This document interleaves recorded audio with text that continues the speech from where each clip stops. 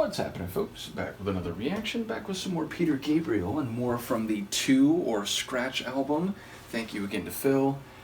And the next track is White Shadow, which made me think there's an 80s, I think like basketball-based drama starring Timothy Van Patten, which folks on this channel may be aware I did a riff series of a TV show starring Timothy Van Patten as well as Lee Van Cleef. But that has nothing to do with this because that's from the early 80s, whereas this album is from 78.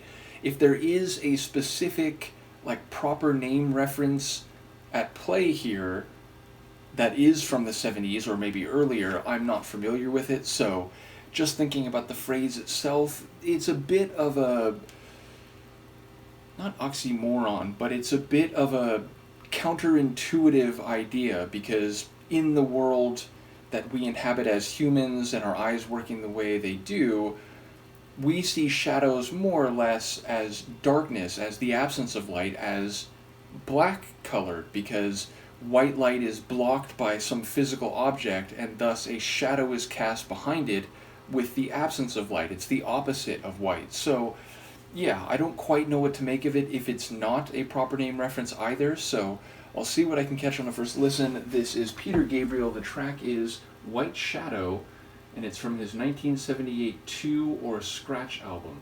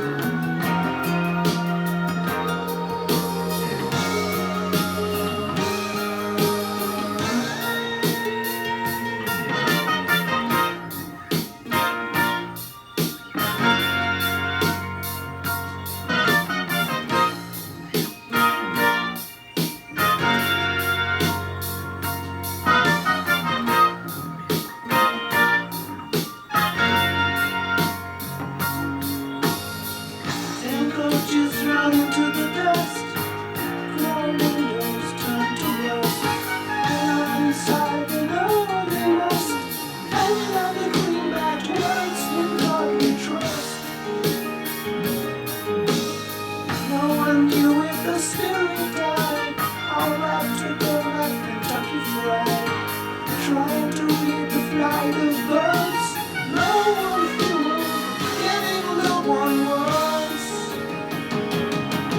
She comes out like a white shadow.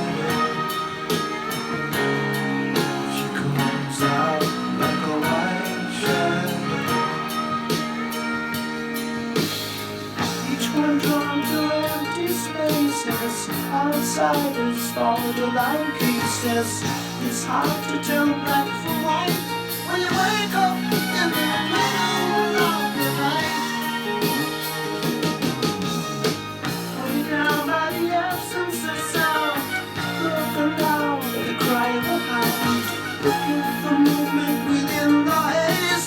Light can be deceptive with her rays.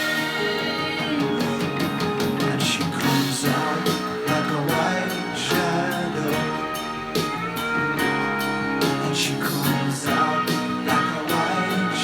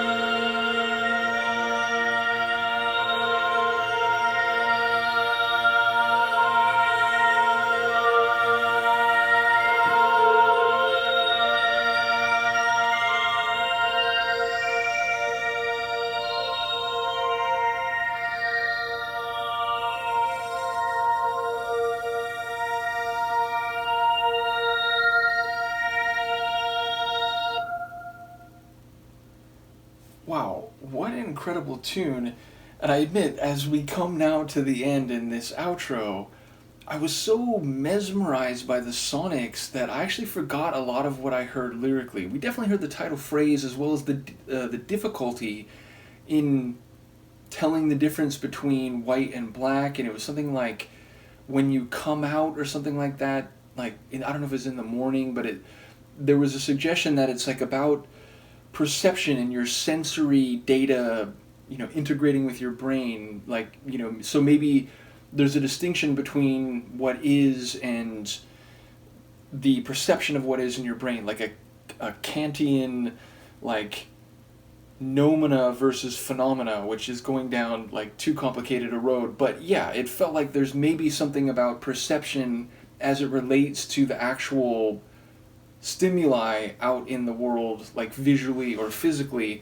Either way, sonically, this one is really cool. So it sounds very like electronic, like keyboard rock, and yet at the same time there's other elements which are like more grounded and like natural instrument sounding. So there was like this high electric and almost like extra dimensional keyboard flourish or melodic riff that was very prominent in the early stages, and yet at the same time there seemed to be like a real piano or like a true piano little melodic flourish way at the bottom of the tune.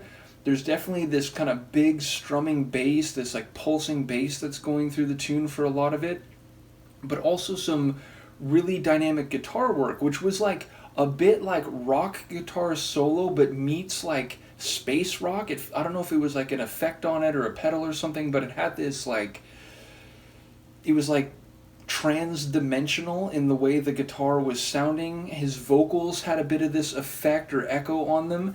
It reminded me like a bit of a Pink Floyd tune. Now, I say that, I don't really know a lot of Pink Floyd's catalog. I know The Wall better than anything else, and even that album, it's mainly like just 2 or 3 tunes that I know. But I'm aware they have this like rock band with a psychedelic sort of atmosphere, at least on a number of their tunes. That's where my brain was with this one. It felt like I was between some alternative dimension and earth. I was between this electronic matrix and a more, again, like natural instrument type of configuration. So yeah, sonic, and I think like, above and beyond the configuration and the atmosphere of the tune, the chronology, the composition of the track was just really compelling, and some, nice drum flourishes at the right moment. So yeah, sonically, I'm very struck by this tune, and it's like an instant favorite.